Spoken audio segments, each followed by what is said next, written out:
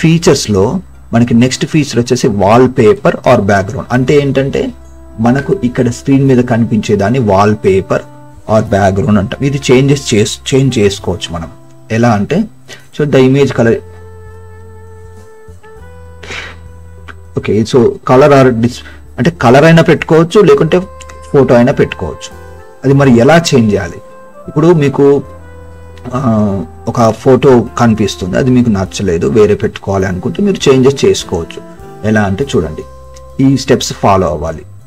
Right click చేయాలి, పర్సనలైజ్కి వెళ్ళాలి, బ్యాక్గ్రౌండ్లోకి వెళ్ళాలి. సో ఇది నేను క్లోజ్ చేస్తున్నాను. రైట్ క్లిక్, పర్సనలైజ్ అనగానే మీకు ఇక్కడ బ్యాక్గ్రౌండ్ అని వస్తుంది. సో బ్యాక్గ్రౌండ్లో ఇక్కడ అబ్జర్వ్ చేసినట్లయితే విండోస్ స్పాట్ లైట్ అని పెట్టుకున్నాను నేను. అంటే ఏంటంటే మైక్రోసాఫ్ట్ విండోస్ ద్వారా ఆన్లైన్లో ఎప్పటికప్పుడు మనకు కొత్త ఫొటోస్ వాళ్ళే చూపిస్తారు. మనం ఏం చేంజ్ చేయాల్సిన అవసరం లేదు. వాళ్ళు చూపించేటివి మనకు వద్దు అనుకుంటే మీరు ఇక్కడికి వెళ్ళి పిక్చర్ అని పెట్టండి.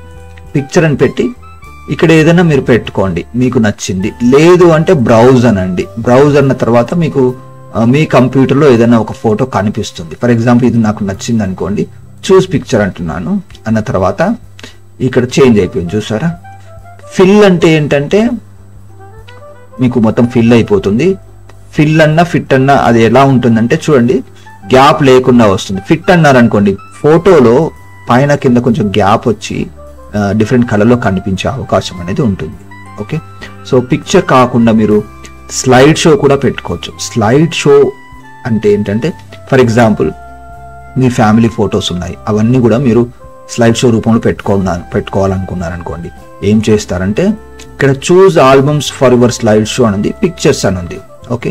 సో పిక్చర్స్లో ఇక్కడ చూడండి, ఇక్కడ మనకి ఇక్కడ క్విక్ యాక్సెస్లో పిక్చర్స్ అని ఉంటుంది. ఇక్కడ మీరు ఏం చేస్తారంటే ఫోటోలు పేస్ట్ చేయండి. పేస్ట్ చేస్తే గనక మీకు అక్కడ స్లైడ్ షో లాగా డెస్క్టాప్ మీద ఫోటోలు మారుతూ ఉంటాయి. ఓకే.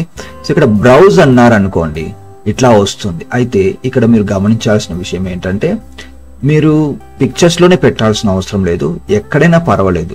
డీలో కానీ ఎక్కడైనా ఒక ఫోల్డర్లో ఫొటోస్ ఉంటాయి కదా, ఆ ఫొటోస్ని కనుక మీరు సెలెక్ట్ చేసుకుంటే, నేను అది క్యాన్సిల్ అంటున్నాను, ఆ ఫోల్డర్ అనేది ఇక్కడ అప్డేట్ అయిపోయి ఆ ఫోటోలో మీరు ఏదైతే ఫొటోస్ పెట్టారో అవన్నీ కూడా వన్ బై వన్ వస్తూ ఉంటాయి అన్నట్టు. సో ప్రస్తుతానికి అది నేను పెట్టట్లేదు. సాలిడ్ కలర్ పెట్టుకోవాలంటే ఇలా సాలిడ్ కలర్లో మీకు నచ్చిన కలర్ ఇలా పెట్టేసుకుంటారు. సో నేనైతే మళ్ళీ బ్యాక్ టు ఇంతకుముందు ఉన్న ఆ కలరే పెడతాను. కలర్ కాదు, స్లైడ్ షోనే పెడతాను. Okay, right. So slide show పెట్టి నేను ఓకే అంటున్నాను. స్లైడ్ షో కాదు, విండోస్ స్పాట్ లైట్ పెట్టుకుంటాను. ఓకే. సో రైట్, క్లోజ్ చేశాను. అది మళ్ళీ మనకు వచ్చేసింది. సో ఇలా మీరు డెస్క్టాప్ మీద ఉన్న బ్యాక్గ్రౌండ్ చేంజ్ చేసుకోవడానికి అవకాశం అనేది ఉంటుంది.